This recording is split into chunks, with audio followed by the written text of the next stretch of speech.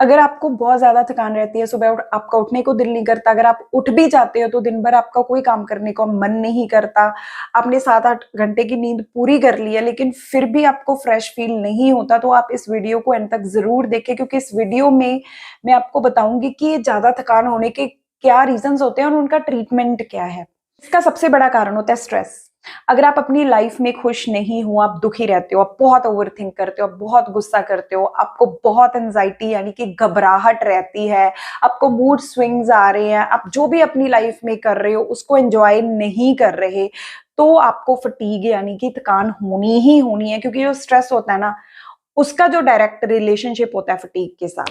तो जब भी ये दिमाग की बीमारियां हमें हो जाती हैं, ये दिमाग तक सीमित नहीं रहती हैं, ये हमारी बॉडी के हर सेल को अफेक्ट करती हैं। तो होता है ना, ये फटीग का सबसे बड़ा कारण होता है। दूसरा जो सबसे बड़ा कारण होता है ना, वो होता है नींद का पूरा ना होना। अगर आपकी नींद पूरी नहीं हो रही है, 7-8 घंटे आप नहीं सो रहे हो, तो आपको अगले दिन थकान होगी ही होगी। अब तीसरा कारण है आपकी डाइट का प्रॉपर ना होना। हमारी बॉडी को ऑप्टिमम वे में काम करने के लिए बहुत से न्यूट्रिएंट्स चाहिए।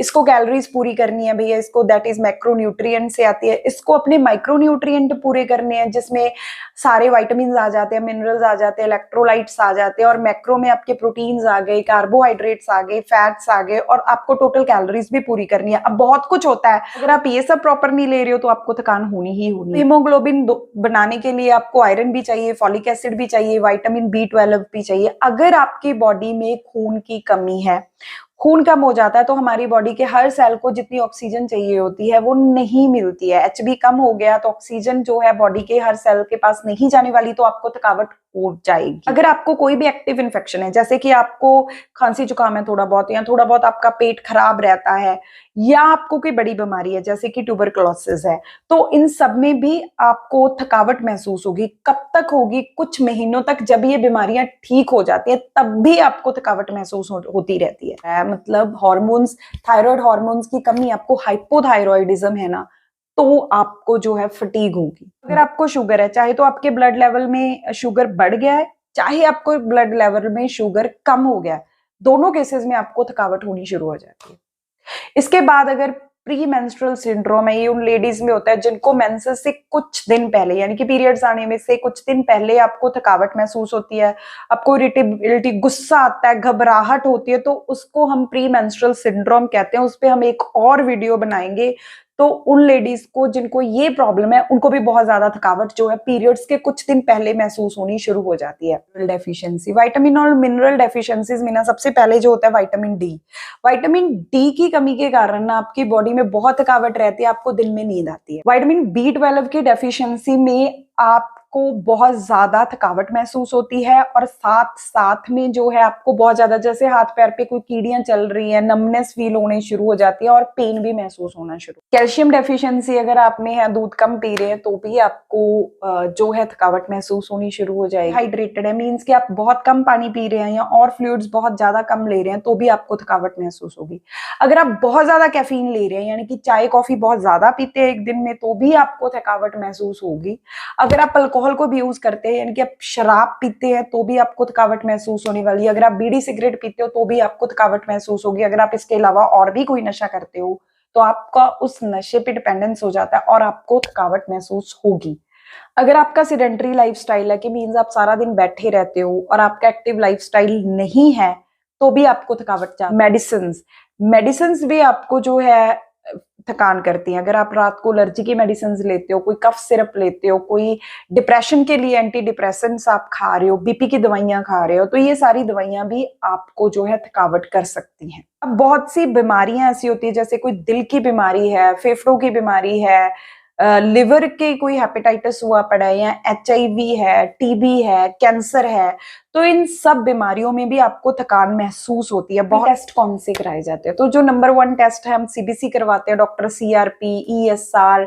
अगर आपके जॉइंट्स की प्रॉब्लम है तो RA फैक्टर, और अगर आपके और सिम्टम्स है तो उसके हिसाब से और टेस्ट करवाई जाएंगे। न्यूट्रिएंट डेफिशिएंसीज के लिए आपके विटामिन को चेक करवाया जाएगा, विटामिन D के लेवल, विटामिन B12 के लेवल्स, ठीक है।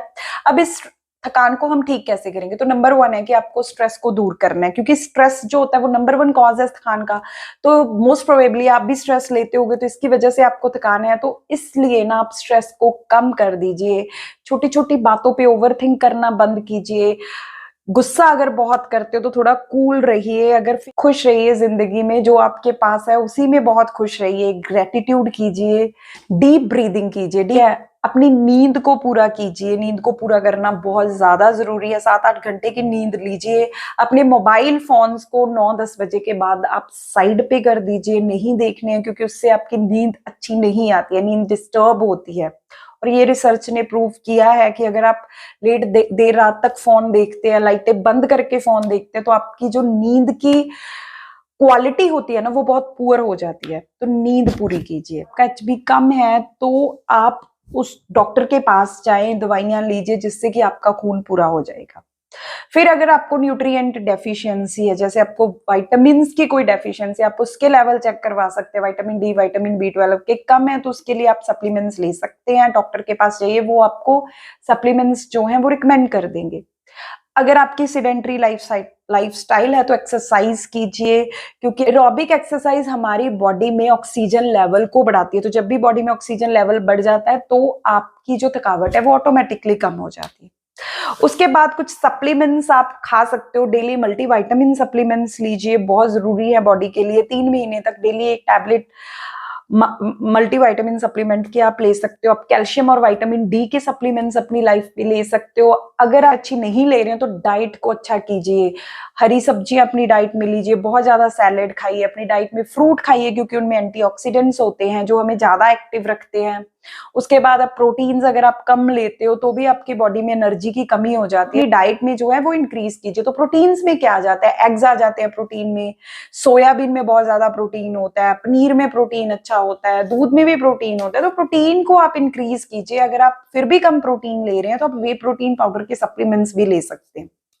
3 लीटर पानी दिन में बहुत जरूरी है, वो पीना ही पीना है।